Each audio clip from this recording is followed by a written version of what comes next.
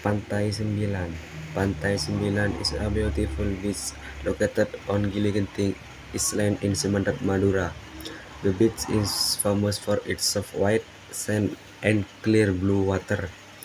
From above, the beach looks like the number 9, which is why it is called Pantai Sembilan.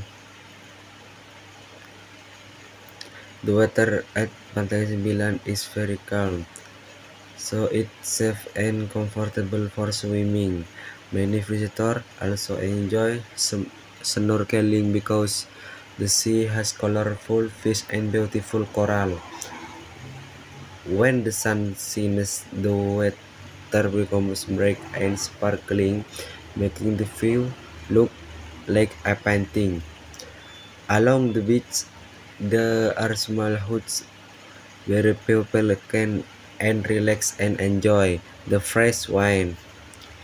The the at, the atmosphere is peaceful, and you can hear the gentle sound of the waves.